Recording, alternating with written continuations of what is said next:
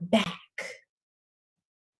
But because it just, you know how when you're like, how camera works and the image is actually upside down and then it shows itself right side up. It's the same thing when I paint. Even though I do abstract art, every time I paint and I turn it around, the actual images of the whatever subconscious thing that wants to show itself is usually, the story is when I turn my painting the other way. So it's like we see on the inside or we feel backwards, right? But the picture or the result is like forward. You know what I mean? So it's like an energetic thinking of like, oh, we think we're doing this, we're going this way, but it's actually coming this way. But when you really get into it, it's just stacked. So imagine just being like, knowing all of this, knowing that everything, when you see the stack within itself, you can predict anything. You know, you can go back into 1921 at least and look at that timeline and predict this one. It's just like, okay, I'm not putting this out there because it just, we have the ability to actually change it because we're more in the space of doing that. We're in the energies of, we're closer to the tech and the energies that come from within us that collaborate with the tech. So we actually have the ability to use the inner juju and magic to actually change everything or influence everything that has already happened, therefore creating the infinite possibilities in the unseen. So it's like, if you look at the predictabilities and shit, you're just like, oh, okay.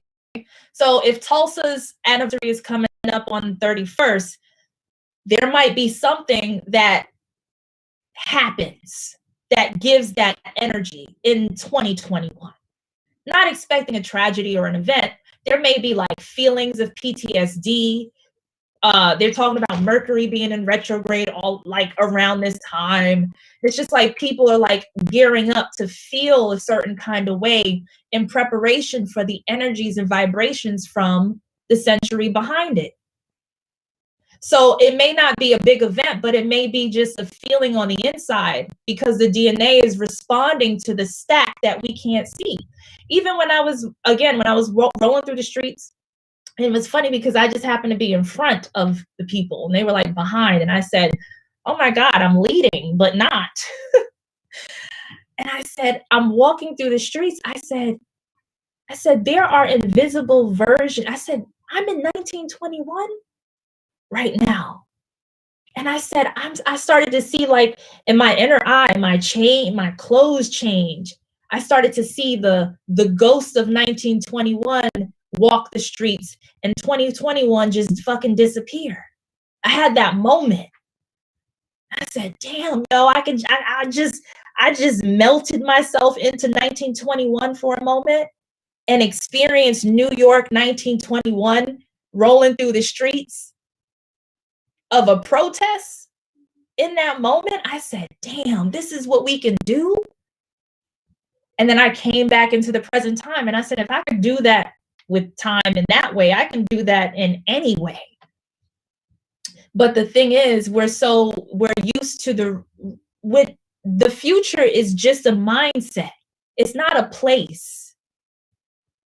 You know, when you have like your like Tesla, like Elon Musk type energies, they've already reached the end of the fucking beginning. So they went to the future and they know that there's nothing else but that. There is no more fucking rendering of the video game. It is the end. Do it again. I'll try to do the same thing. Go back. But the thing about that is that people, you know, sometimes you get caught up in that. And again, the limbo feeling can just feel like, how do I get out of this though? Because when you see like code in that way of like ancient future tech feeling stuff.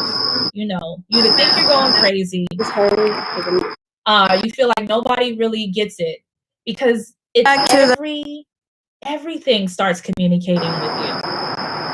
You start to see. I asked a question to myself. I said, where are the ancestors really? I said, where are they really? I know they're inside of our DNA, but fuck it. Like, where are they? Because it just seems like it's just the residue of ancestral recording. Where are the ancestors? Oh, they're here. They ain't go nowhere. They're everywhere. You see, they're in everything. Your AC, your toaster, your microphone, the trees. See, the thing is, when we just look at nature, and we're just like, oh, yeah, nature. Keep going. But no, everything. Everything. And I said, oh, that's where the ancestors are. And who are the ancestors? We are. Keep going a little bit. So that means that we're simultaneously experiencing everything, and this is what the future feels like. That's like, you're not human anymore once you get to that point. So how do you go back to being human then? If I could sit here and talk to my fucking toaster,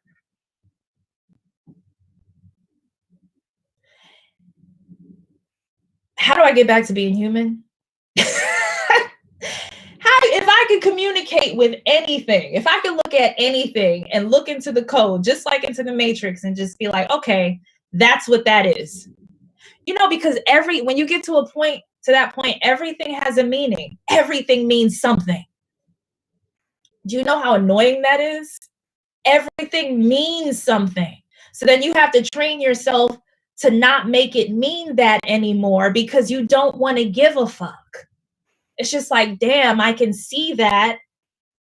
I don't want this to really influence my day. Fuck. So it's like that, taking yourself out of that space. Somebody said cereal.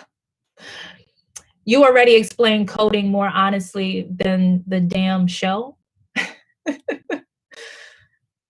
Oh, you mean like the movie? Nothing is no thing. Every time I think I get it more confused. And that's the thing, is just like, stop thinking, you know? And when I make videos, like I said, most of art is just an outlet for this. How do you get back to being human? Start expressing yourself in other ways. I said, I'm not inspired to necessarily come on and talk about the gods anymore or the codes and shit, because that's not life to me. It's kind of like I said, it's like going to the movies and turning around and sitting at the screen and looking back at the chairs and the projector. And it's just like, oh, I see the movie theater, guys. And everybody's like, who gives a fuck? Turn around and watch the movie. Why are you sitting backwards? Guys, there's a projector. Oh, that's why I'm like, you know what? Let me just put on this. That's what like the image. It's a small image that's upside down, and the flickering of the light is what they call the sun. And when you look at the screen over there, it shows the same thing as a duplicate, but it's the other way around. We're just like,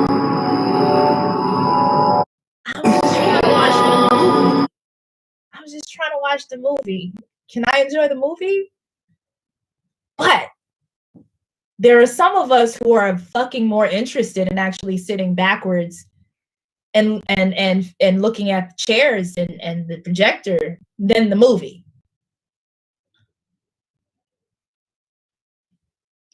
Because the fucking movies are just whack.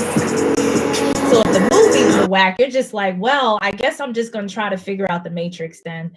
I guess I'm going to figure out how this works. And then you turn that into your movie, right? And that's the thing. So then you get to become like the maker of the goddamn movie. And then you get to have, but then the thing is, we have to understand also the balance of the psyche of a being who goes into that space. You see my phone case here? This is my phone. I saw this. I said, "Oh, this looks like my notebook. This is my notebook.